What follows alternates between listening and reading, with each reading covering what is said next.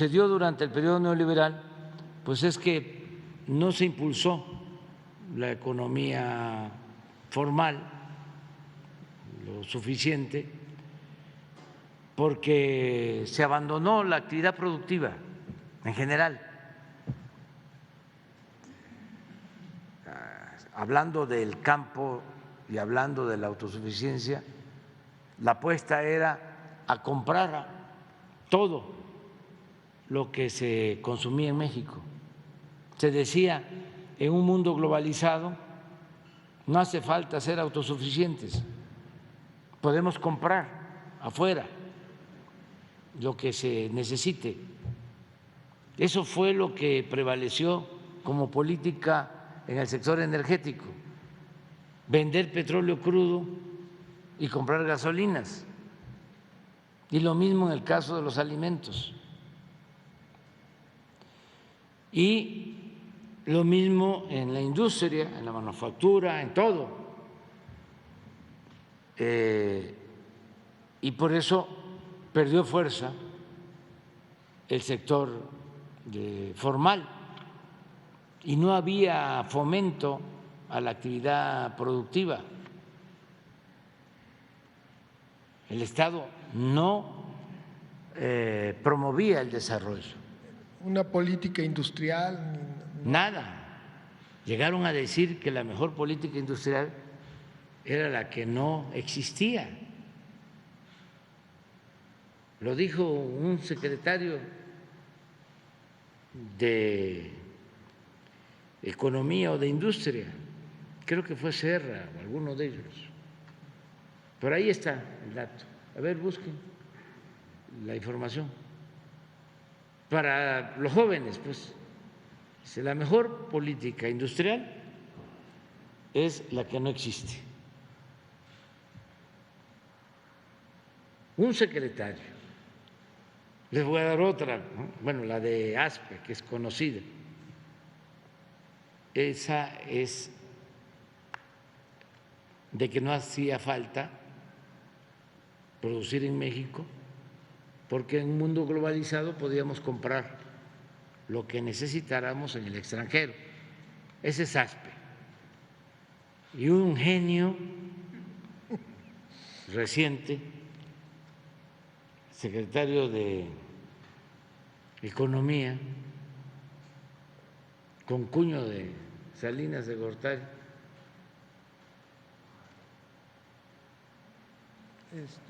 González Anaya. González Anaya, ese dijo que no afectaba que aumentara el precio de la gasolina, porque la mayoría, siendo secretario de Hacienda, porque la mayoría no tenía carro, la mayoría no usaba vehículos, no compraba gasolina, que no importaba que subiera el precio. Puro genio, pura eminencia. Serrapuche, secretario de Comercio con Salinas, pero ¿qué dijo exactamente? La que no existe. ¿No? Entonces, por eso creció tanto la economía informal. Yo quiero decirles que la gente nos salvó de una crisis mayor. El país estaba en decadencia, pero hubiese habido un estallido económico, social, político, de mayores dimensiones. Fue terrible lo que sucedió, porque eso se les olvida a los conservadores. En vez de ofrecer disculpas y ser autocríticos y no caer en la autocomplacencia,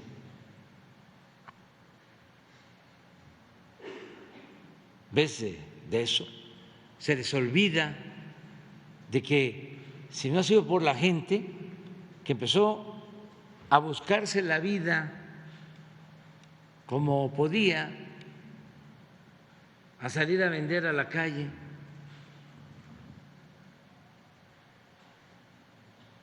y esa economía fue la que permitió estabilidad. Dos válvulas de escape. Sí, la economía informal y los migrantes. Esos son héroes. En vez de quedarse y optar por actividades ilícitas, muchos jóvenes se lanzaron a buscarse la vida, a trabajar honradamente en donde habían oportunidades, y ahora, ¿cómo no van a ser héroes si este año casi nos van a mandar, van a enviar a sus familiares 60,000 millones de dólares? Por eso no hubo un estallido social mayor. Imagínense si no se hubiesen salido alrededor de 600 hasta 800,000 mexicanos por año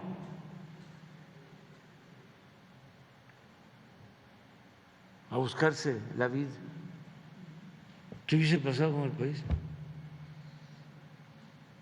Pero qué sabio el pueblo, ¿no? Ya cuando se había tocado fondo con el proceso de degradación progresivo, con la decadencia, dijo el pueblo: basta. Y se inició una transformación. ¿Y qué ha dejado esta transformación? Aunque les incomode, les moleste: gobernabilidad. ¿Dónde está el país? Convulsionado.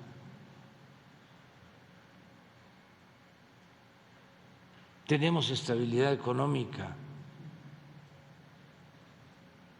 Nuestra moneda es la número 1 después del dólar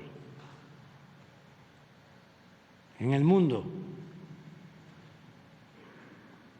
Estamos recuperándonos de la pandemia, enfrentando la crisis de la guerra Rusia-Ucrania, estamos recuperando empleos perdidos por la pandemia.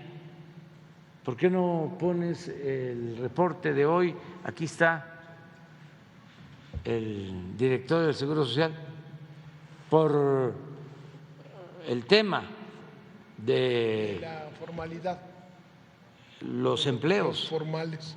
Cómo ahora están creciendo los empleos formales, como no sucedía en mucho tiempo. O sea, que se pueda ver la trayectoria de los últimos tiempos. Imagínense, en 2 años con pandemia, más la guerra, y aspiro a terminar con un mínimo de 250 a 300,000 empleos por año nuevos, que se dice fácil, pero miren, pero este es un mes, no, el del año, los años.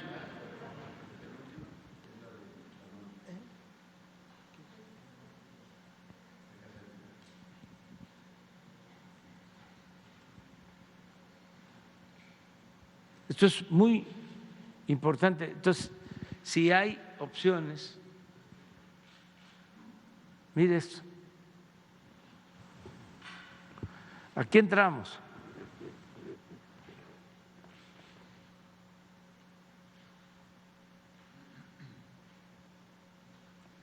Aquí estamos antes de la pandemia. 20.614.000 empleos o trabajadores inscritos al Seguro Social. Y se nos cayó así. Y empezamos la recuperación, y aquí ya llegamos. En octubre del 21 a 20.768. Se superó el nivel previo a la pandemia y empezamos a subir, bajábamos aquí. Y miren, 21.459 a 20.614. Estamos a menos de 200.000 de tener 1.000.000. Después de esto.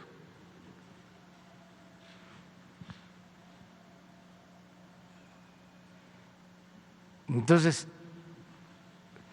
la tendencia es esto, se nos va a caer un poco en diciembre porque todavía hay los trucos esos de despedir a trabajadores para no darles aguinaldo y recontratarlos. Pero es pecado social, para el que lo hace. Nada más que se acuerden de eso. Pero nos vamos a ir para arriba. La economía está creciendo y están creciendo los empleos. Y hay algo que también es muy importante, muy importante. Hay una mejor distribución del ingreso, de la riqueza, porque no es nada más crecimiento, sino distribución. Se está creciendo de manera más justa, más igualitaria. Y eso también lo vamos a aprobar en su momento. Pero no va a haber un plan así para bajarle un poquito, ¿no? Que no sea el 56%, que sea el 54%, irle bajando. Vamos a seguir. Es que tenemos muchas oportunidades para que siga llegando inversión extranjera. Muchas. Está creciendo la inversión extranjera cada vez más. También récord. Nunca había llegado tanta inversión extranjera. Y luego se ha impulsado también mucho la inversión pública. Imagínense, estuve el fin de semana revisando refinerías,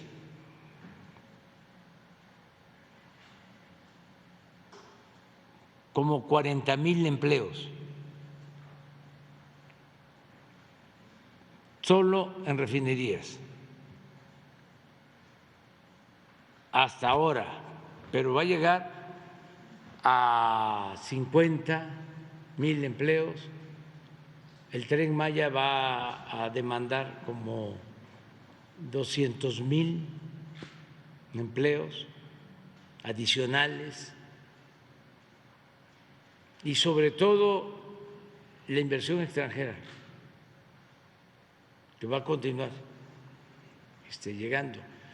Va a crecer, lo anticipo, mucho, como nunca. Va a ser histórico el turismo.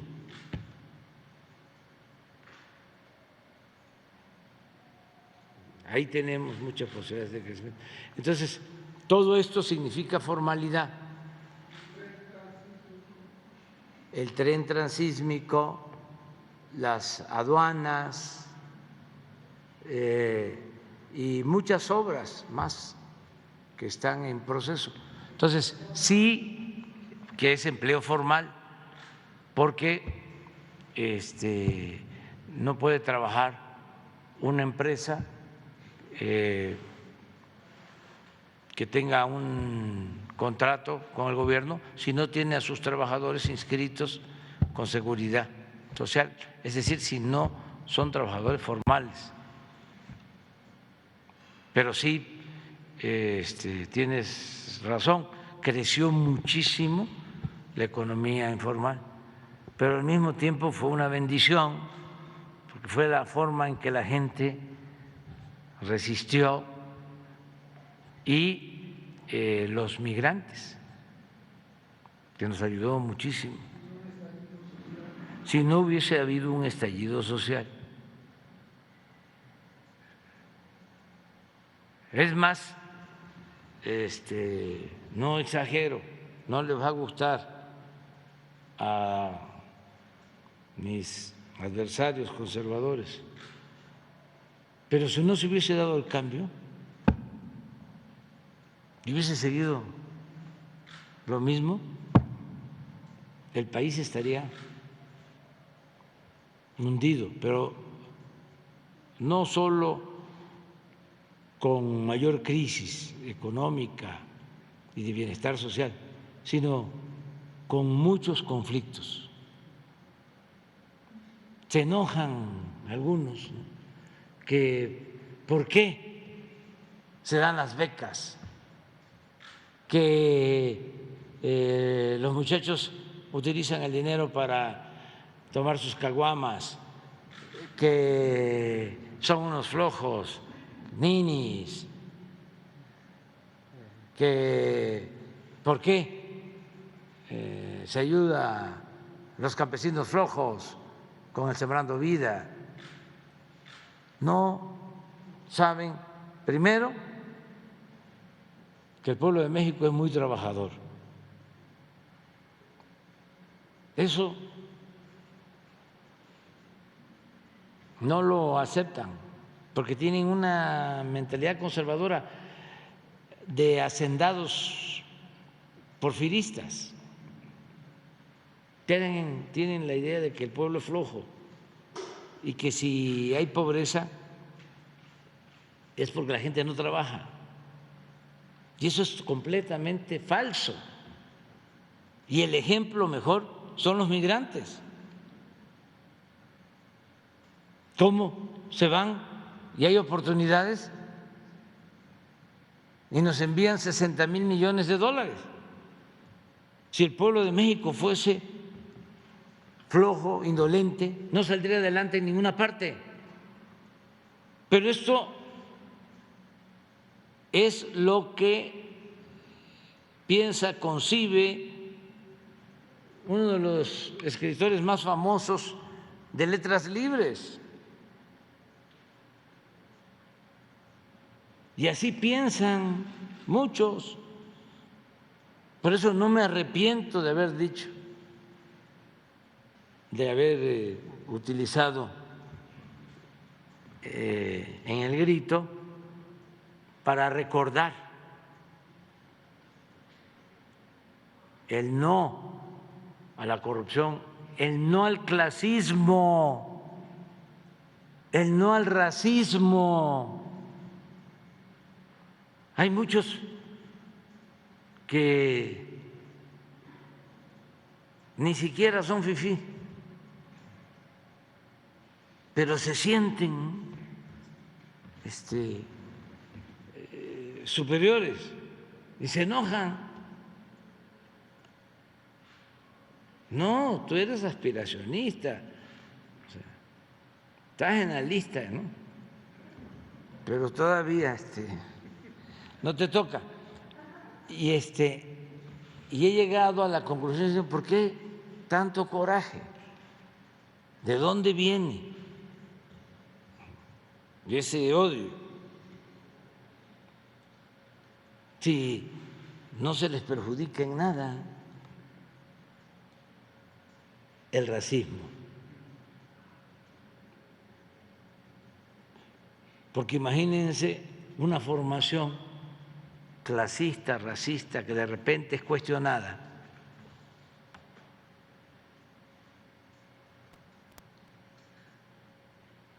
Que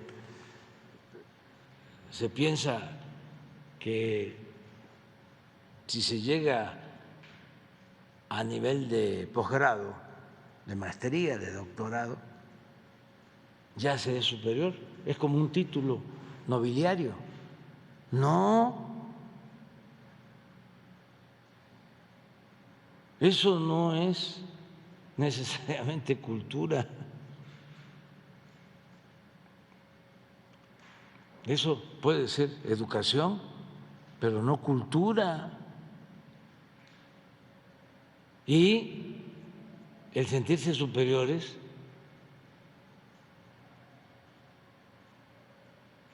estoy hablando de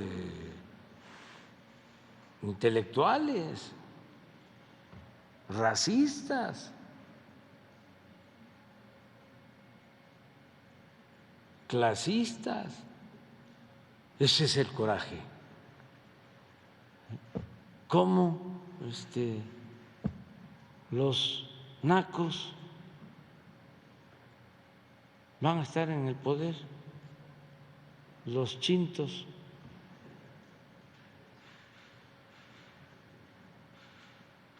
¿Cómo el pueblo?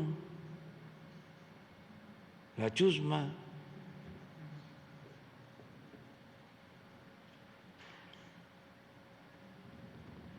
Así.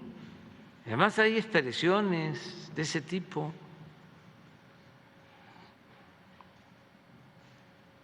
Y es mucha molestia, mucha molestia. El otro día estaba viendo un Twitter de Carmen Aristegui.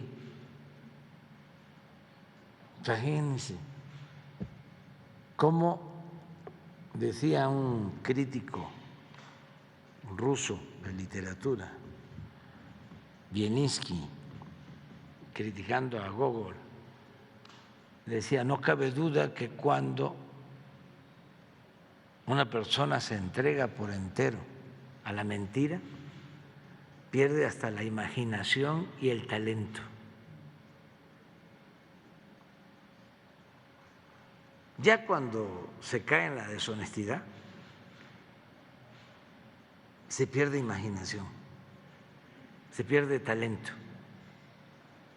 Y eso se advierte, por ejemplo, en Vargas Llosa.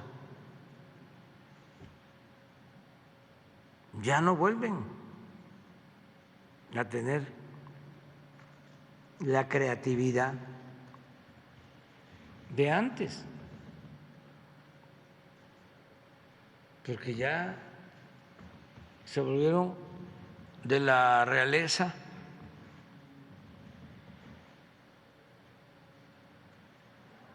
y se han dedicado a defender causas contrarias a los pueblos, y ya está difícil que alguien lea algo de Vargas Llosa, un gran escritor. Ese libro, La fiesta del chivo, de primera. Es como El amor en los tiempos del cólera, de García Márquez, que todo el mundo habla de 100 años de soledad. Pero una vez le dije al Gabo, estábamos platicando, le digo: ¿quieres que te diga cuál es el libro que más me ha gustado que has escrito?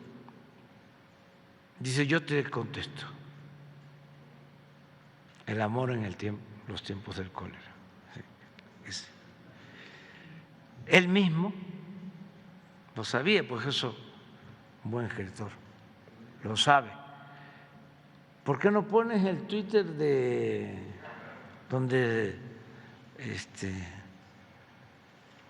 se esforzó mucho en su análisis?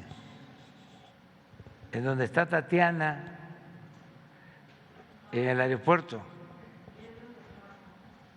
No, que está Tatiana, dice, es que es interesante, porque también si a entregarse a la mentira se le añade el enojo, uno tiene que estar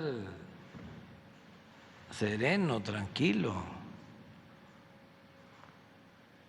no enojarse, porque sí perturba, el enojo, el calentarse. Por eso, aunque tenga uno el corazón caliente, la cabeza fría, tranquilo. No te calientes, granizo.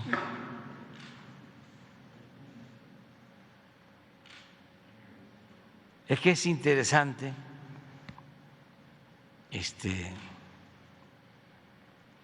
ver lo superficial.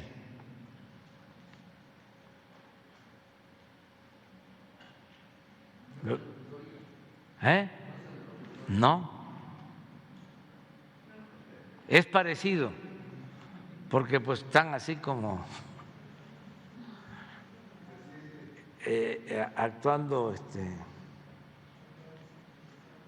sincronizados.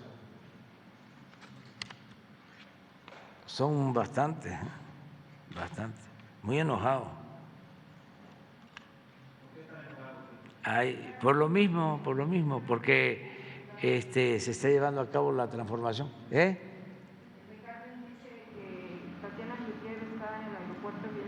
Dice Tatiana Cloutier que fue coordinadora de la campaña de López Obrador y lo hizo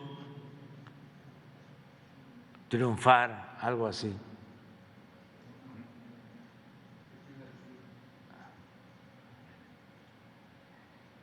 Estaba sola en el aeropuerto viendo su celular. ¿Saben? Es de sentido común. Eso de estar viendo el celular en los aeropuertos, yo creo que es la mayoría de la gente que se sientan, bueno, y ahora hasta en la mesa, cuando invita uno sobre todo a los hijos, ¿no? Tiene uno que estarles diciendo, ¿qué pasó? Vamos a platicar. Deja esa chingamuza.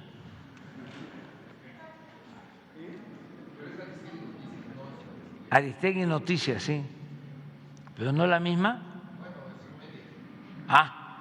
Yo pensaba que no es de ella entonces. Entonces, ¿no la encontraron? A ver. Pues que cuide nada más quién le lleva eso. Porque yo pensaba de que era ella, o pienso.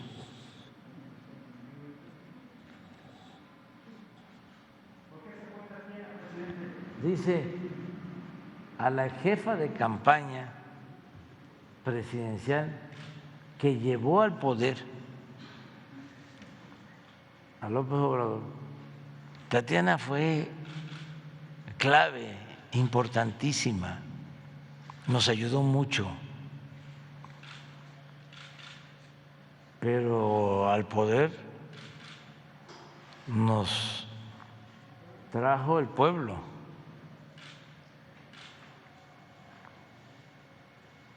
Fue vista en una sala de espera usando su celular.